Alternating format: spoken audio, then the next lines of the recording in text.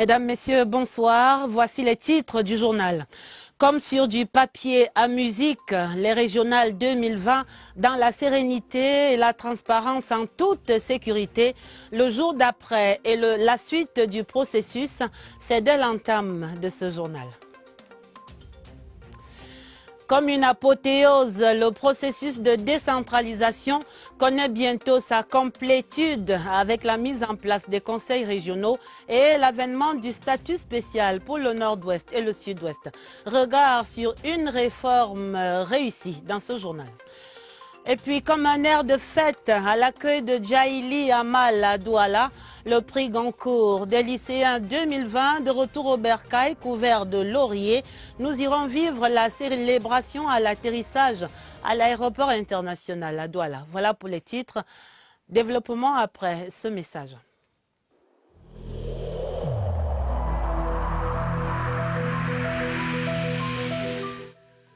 Le port du masque dans l'espace public restera obligatoire jusqu'à nouvel ordre.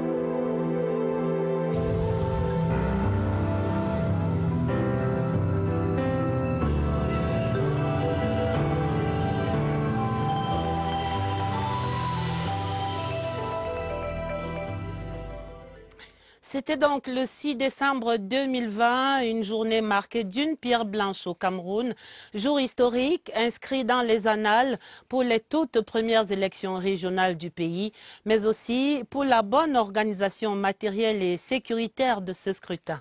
Un sans faute avec une mention honorable décernée unanimement pratiquement à Elections Cameroun au ministère de l'administration territoriale, mais aussi une grande victoire pour la démocratie camerounaise. Augustin Guizana. Ce sont des suffrages exprimés dans le calme, l'ordre, la discipline et le respect des mesures barrières prescrites par le gouvernement. Ainsi, le directeur général des élections à Elecam commente le déroulement du scrutin du 6 décembre 2020. Je félicite à cet égard tout le personnel d'Elections Cameroun et tous les membres du conseil électoral qui se sont mobilisés comme d'habitude. Et si le calme, la sérénité et la tranquillité ont prévalu, c'est grâce aux mesures prises par le gouvernement à travers le ministère de l'administration territoriale. Tous les bureaux de vote dans les 7 départements, nous avons constaté l'engouement et la mobilisation de plus de 80% des électeurs, qu'il s'agisse des chefs traditionnels ou des conseillers municipaux, envoient un message fort d'unité dans notre diversité. Face à la presse, Paul Atangandi déclare qu'aucun incident susceptible de porter atteinte à ce scrutin qui a mobilisé plus de 24 000 électeurs dans 272 bureaux de vote n'a été signalé. Le MINAD n'a pas manqué de mettre à leur place les pourfendeurs de la République. La légitimité politique s'acquiert dans les urnes et non dans la rue ou encore moins dans les réseaux sociaux. Pour le ministre de l'administration territoriale, c'est le Cameroun qui gagne au terme de cette toute première élection des conseillers régionaux. Globalement, les 14 partis politiques en lice pour l'élection des conseillers régionaux s'accordent donc à saluer ce soir la transparence et l'excellente organisation de ce scrutin à travers le territoire national. Quelques 24 000 grands électeurs étaient donc mobilisés pour choisir les 900 premiers conseillers régionaux de notre histoire. Ici, ce lundi, à Yaoundé, Agnès Solange Abessolo a pris le pouls dans quelques QG de partis politiques. Voici son reportage. Au Cameroun, le peuple dispose du pouvoir souverain et l'a une fois de plus démontré en respectant les principes démocratiques. Parti avec les faveurs du nombre dans l'Union Ekele, le PCRN est tombé. Défaite, oui, mais aussi victoire. Le président du parti et son équipe en plein débriefing ici restent confiants. S'il y a des conseils municipaux PCRN qui ont décidé de voter pour le camp adverse, ça signifie forcément qu'il y a quelque chose qui n'a pas marché. Donc nous faisons un examen de conscience. Au Parti uni pour la rénovation sociale, c'est d'abord la victoire de la démocratie. Le développement local est une affaire de tous. Si vous pensez parti politique, alors c'est qu'on a tout faux. Travailler pour le bien des populations et non pour une quelconque discipline d'un parti. Le RDPC réfléchit désormais aux nouveaux défis à relever. Encadrer les hommes choisis pour le développement. Il faut mettre en place les équipes pour diriger les régions. C'est-à-dire que l'exécutif, ça c'est un défi majeur, surtout pour les régions du nord-est et sud-est où il y a la crise sociale qui secoue ces régions. Il va falloir choisir les hommes qui sont capables de maîtriser la situation. Une démocratie qui vient raffermir la stabilité du pays. Dans la presse lundi, cette grande première est diversement relatée. Chacun voit midi naturellement à sa porte, mais en général, les tabloïds du jour évoquent un jour historique au Cameroun. Regard dans les kiosques ce lundi, Sidoine Monkam. La presse nationale fait chorus. Le quotidien bilingue Cameroun Tribune parle d'un vote pour l'histoire des 900 tout premiers conseillers régionaux au Cameroun. Une dimension historique abondamment évoquée par le journal Repère qui souligne que le Cameroun a franchi l'ultime étape de la décentralisation à travers cette élection.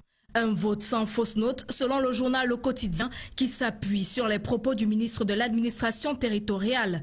Le calme, la sérénité et la transparence de ces élections sont également relayés par la République Presse et le Soir Triebdo. Des élections effectives dans le nord-ouest et le sud-ouest. Les tabloïds de Médiane et de Guardian Post confirment à propos que le Fondunso par Kumbo a réussi à braver les menaces sécessionnistes, non sans appeler les séparatistes à abandonner ce qu'ils qualifient de bataille sans objet. La journée du 6 décembre s'est écrite avec la contribution des conseillers municipaux du SIF qui, selon la nouvelle expression et de Guardian Post, ont boycotté les appels de la hiérarchie du parti en se rendant aux urnes. Du côté du RDPC, le journal Essingan présente les visages de quelques artisans du raz-de-marée du parti du flambeau assez régional. L'œil du Sahel, pour sa part, dresse un bilan des régionales dans le Grand Nord. Le Cameroun aura donc bientôt ses tout premiers conseillers régionaux, mais il y a encore un long chemin de la cuillère à la bouche.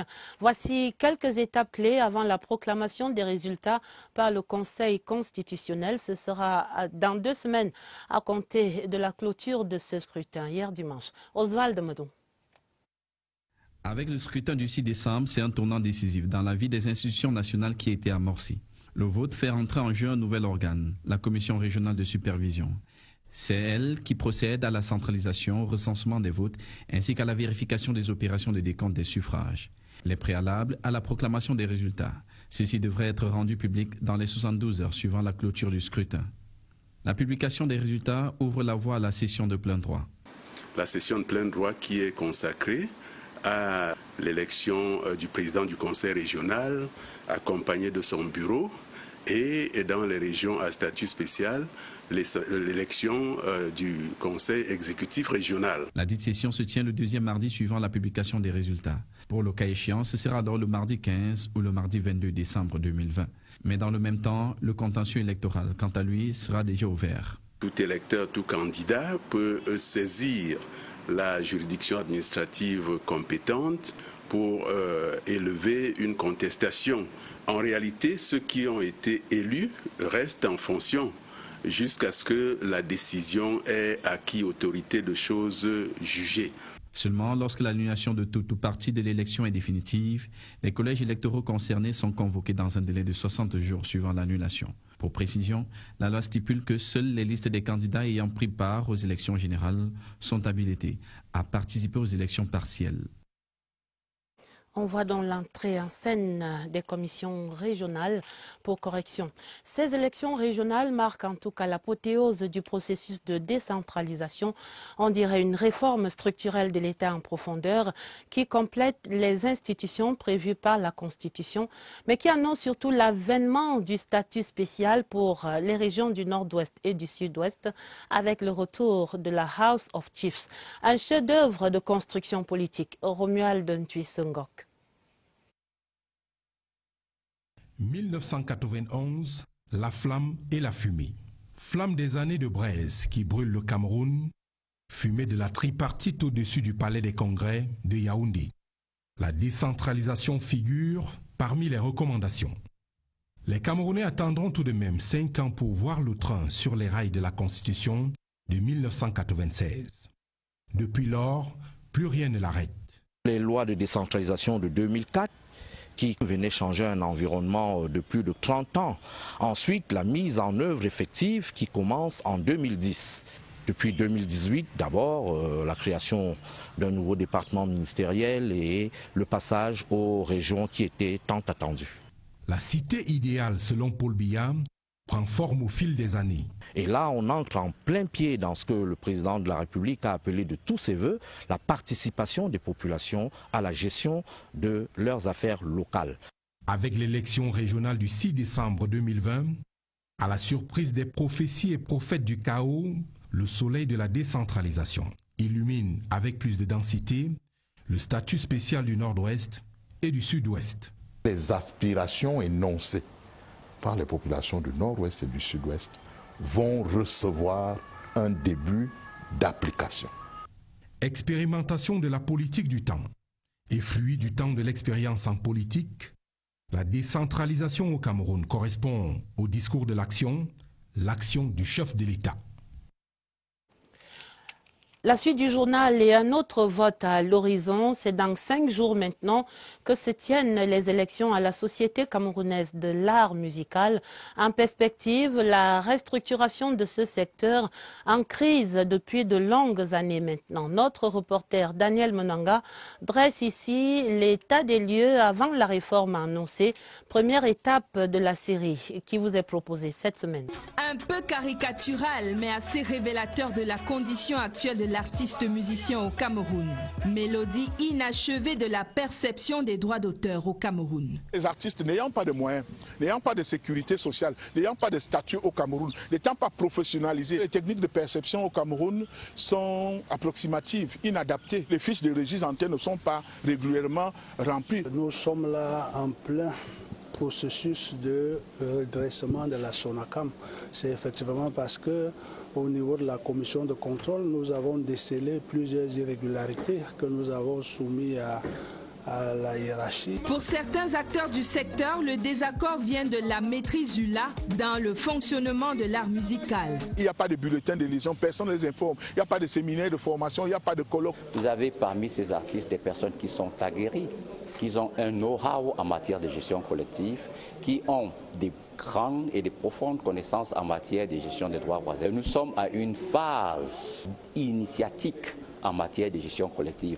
Des refrains, l'État en a proposé. Aujourd'hui encore, le maître d'orchestre fait parvenir l'écho d'un secteur plus structuré, avec des textes réglementaires qui feraient de la musique un art, plus qu'une caisse de résonance des dégamages. Culture encore pour célébrer le Cameroun qui gagne et l'accueil en grande pompe réservé hier dimanche à Djali Amadou Amal, le prix Goncourt des lycéens 2020 qui revenait au Bercail par l'aéroport de Douala, couronné de la gloire de ce prix prestigieux. La célébration des lauréats à Douala, racontée par Marie-Gabrielle Mfeugue. Joie et chant de griot au rendez-vous pour le prix Goncourt 2020 de retour au Bercail. En larmes, Djali Amadou Amal ne cache pas son émotion face aux nombreux publics venus l'accueillir à l'aéroport international de Douala. Ce concours de lycéens, il est peut-être plus important parce que c'est les jeunes en fait qui votent. Et quand c'est les jeunes qui votent, ils sont sincères. Ce concours-là, il est pour tous les Camerounais. La nombreuse communauté du Grand Nord du Vouri a fait le déplacement pour venir témoigner son soutien à sa fille, sœur et femme qui a honoré la communauté de son sac. Cette Camerounaise partie du Sahel a brillé sur le monde littéraire. Cela nous encourage à mettre un accent particulier sur l'éducation de la jeune fille, de la jeune femme du Grand Nord. Djali Amadou Amal est la deuxième écrivaine camerounaise à recevoir cette prestigieuse récompense après Léonora Miano en 2006. Des lauriers à célébrer au long de cette semaine, certainement ici à la CRTV. L'amélioration de l'exécution du budget de l'État au cœur du 15e forum d'échange entre le Sénat et la Chambre des comptes. Ce lundi, les deux institutions se sont engagées à renforcer leur synergie dans le sens de cette amélioration. Mathieu Kemgo. Alors que le projet de loi de finances 2021 préoccupe les sénateurs, le 15e forum d'échange entre la Chambre haute du Parlement et la Chambre des comptes vient rappeler l'exigence d'une parfaite collaboration entre les deux institutions pour une meilleure lisibilité des comptes de l'État. La Chambre des comptes émet un avis sur les états financiers que le ministère des Finances nous produit avant le vote du budget. Ce qui nous permet d'avoir une idée sur comment les fonds que nous avons votés les années passées ont été gérés par l'État. Les échanges tournaient autour de l'évolution des relations entre le Parlement et la juridiction des comptes. Ils ont rappelé les dispositions légales régissant les dites relations, avec la possibilité donnée au Parlement de saisir la Chambre des comptes pour la production des rapports et avis sur l'exécution du budget de l'État. Ce genre de forum, d'échange, de discussion leur permet de comprendre quel est le rôle qui est le leur dans le contrôle de l'exécution du budget. Les deux chambres reconnaissent ainsi leur important rôle dans la gouvernance de l'État et entendent renforcer leur collaboration par la mise sur pied d'un espace de concertation permanente. Économie encore pour planter à présent le décor de la troisième édition du marché de l'investissement. Il s'ouvre après-demain mercredi ici à Yaoundé. C'est une plateforme de rencontre des porteurs de projets et des financiers, une initiative de l'API, l'agence de promotion des investissements, qui était présentée à la presse ce lundi à Yaoundé par le directeur général Marthe Angeline Minja. Dévoilons les contours de cet événement avec Cyril Kinge-Mbépé. Le soutien des banques et des organismes de microfinance aux porteurs de projets est au cœur de ce troisième rendez-vous du marché de l'investissement. Un engagement que porte l'agence de promotion des investissements. Le chef de l'État a organisé la conférence sur l'attractivité du Cameroun. L'année d'après, nous faisons le devoir d'organiser ce marché de l'investissement au sein du Cameroun Business Forum. C'est mettre ensemble les porteurs de projets des investissements et les partenaires techniques et financiers. 15 projets suffisamment matures vont meubler les 2 jours d'échange. C'est l'API qui a commencé à parler de l'import-substitution. Il faut que les projets soient sous la forme bancable et en respectant donc les critères qui sont définis au niveau des institutions financières. Les secteurs de la production agricole, animale, de la transformation et des TIC susceptibles de réduire certaines importations sont prioritaires dans ces échanges. Restons dans ce domaine des finances avec l'audience accordée par le ministère des Finances ce lundi aux administrateurs majoritaires de la BICEC. Louis-Paul Motazé et les plénipotentiaires marocains ont ainsi évoqué entre autres sujets le plan de relance de la banque. Explication dans ces propos de l'hôte du ministre Motazé recueilli par Cyril Kinge-Mbépé. Nous sommes tout de même fiers de ce que nous avons pu accomplir. Nous avons distribué plus de 120 milliards de crédits à l'économie. Nous avons continué de recruter. Nous sommes en train de lancer l'ouverture de nouvelles agences, de 2 nouveaux centres d'affaires, un à Yaoundé, l'autre à Douala. Nous avons réorganisé la banque. Nous avons facilité les liens avec les 12 filiales du groupe BCP en Afrique. Nous sommes présents, comme je l'ai rappelé, dans 18 pays en Afrique. Donc tout ça, ça a été fait et ça nous permet de bâtir les fondamentaux pour la stratégie de développement.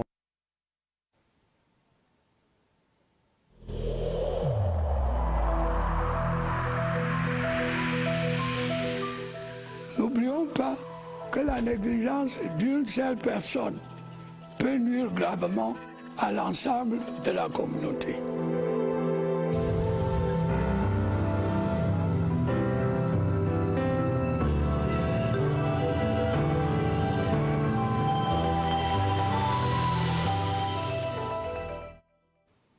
Le Covid-19 avec une question ce soir. Où en est-on avec cette mobilisation tous azimuts du Cameroun contre la pandémie? Le corps médical qui faisait le point des 9 mois de mobilisation ce lundi au centre des opérations des urgences de santé publique. Nous y retrouvons immédiatement notre reporter Évariste Yenga. Bonsoir Évariste, vous êtes ce soir en compagnie du docteur Simon Noudji. Quel bilan donc au terme de ces 9 mois de lutte contre la pandémie?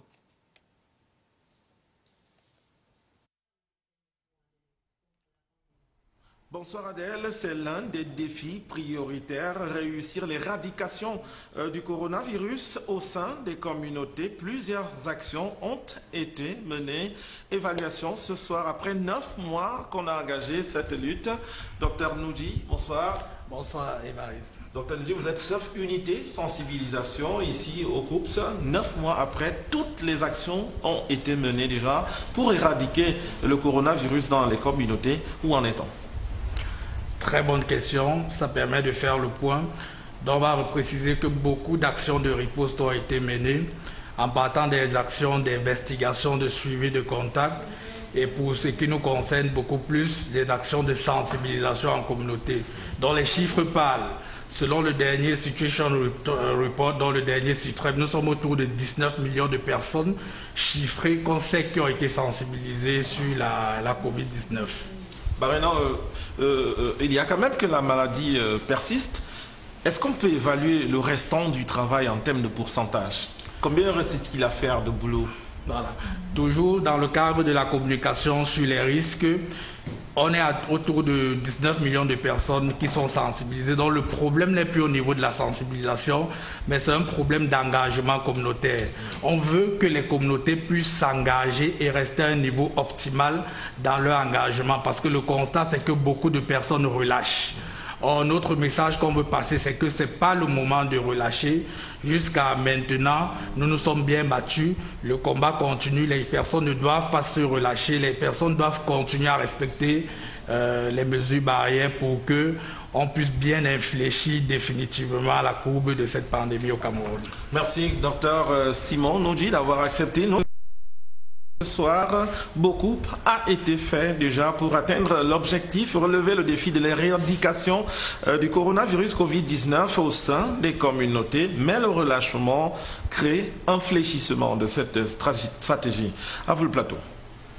Merci Évariste, on le retient. Attention au relâchement dans cette mobilisation tous azimuts contre le Covid-19 et nous restons en santé sur le front de plusieurs autres maladies endémiques et autres pandémies sur le continent.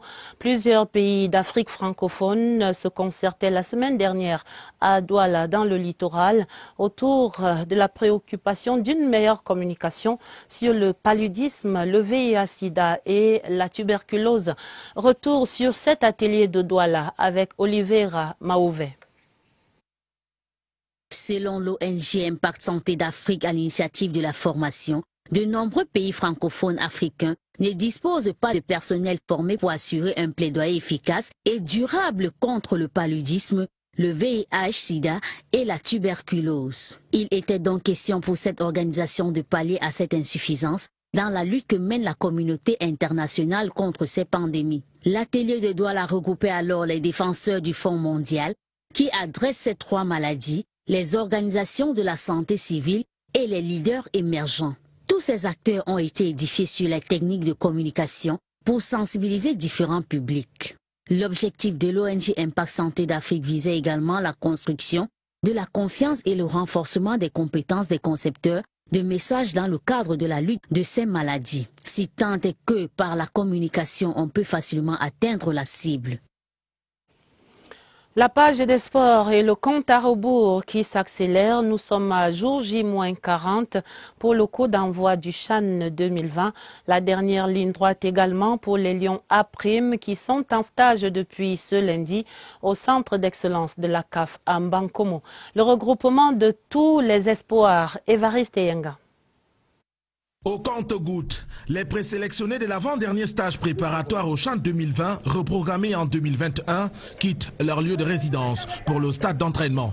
20 joueurs ont répondu à la convocation de Martin Tungumpile. Le sélectionneur des Lions A' et son adjoint Doumbé Bosso coordonnent la rentrée des classes d'un stage qui s'achève le 16 décembre prochain. Le programme des Lions A' prévoit des séances d'entraînement et des matchs amicaux contre des clubs des championnats professionnels. À la fin de ce stage, 2 matchs amicaux sont prévus entre le 20 et le 30 décembre. Les adversaires sont à déterminer. Ce sera le dernier stage avant le tournoi de pré-compétition où le Cameroun A' affrontera la Zambie, l'Ouganda et le Niger. Les 8 joueurs absents ce lundi sont les 5 de Coton Sport et les 3 de PWD de Bamenda, de retour des compétitions africaines. Ils vont intégrer le groupe dès ce mardi.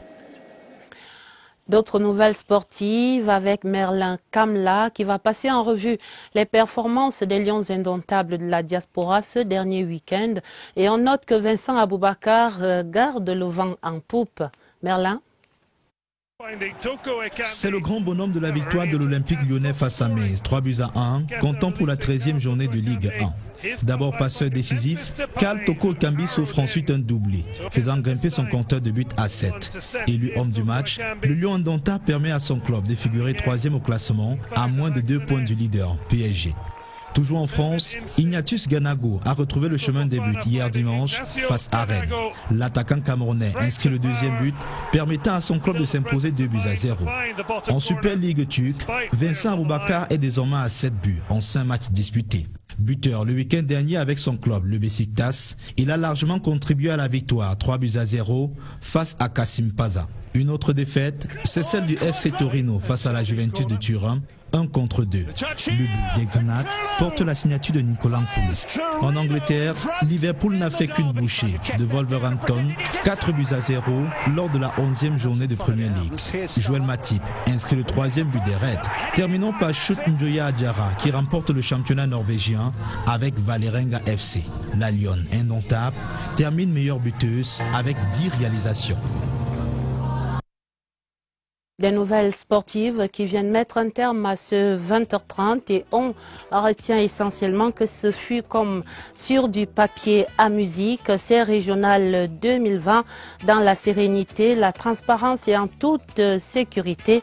Dans le journal, nous avons vu le jour d'après ce lundi et la suite de ce processus électoral et les résultats attendus peut-être déjà dans 2 semaines, proclamation par les commissions régionales.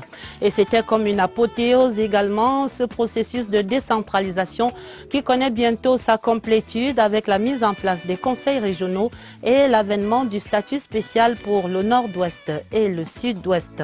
Nous avons eu dans le journal un regard sur cette réforme réussie. Et puis il y avait comme un air de fête à Douala, à l'accueil de Djali Amal à l'aéroport international. Le prix Goncourt des lycéens 2020 est de retour au bercail, couvert de ces lauriers. Et c'est bien le Cameroun qui gagne ainsi. La fin du 20h30, le journal était préparé avec la collaboration de Marlise et Noambarga Aoumo et de Augusta Ngononga. Vous aurez un autre journal à minuit, sera présenté par Gilbert Ongene et Dieudonné sera retrouvé immédiatement après ce journal sur cette antenne Yves-Marc Mozo dans Présidence Actu pour toute l'actualité de la présidence de la République. Très belle soirée sur la CRTV et à demain 20h30.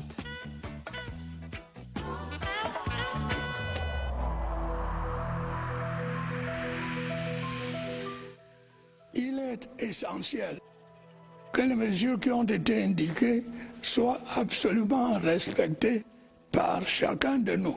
Lavez-vous régulièrement les mains à l'eau et au savon ou à l'aide d'un gel hydroalcoolique. Restez à au moins 1 mètre de distance des autres personnes, surtout si elles toussent, éternuent ou ont de la fièvre. Si vous avez de la fièvre, de la toux ou des difficultés à respirer, consultez un médecin.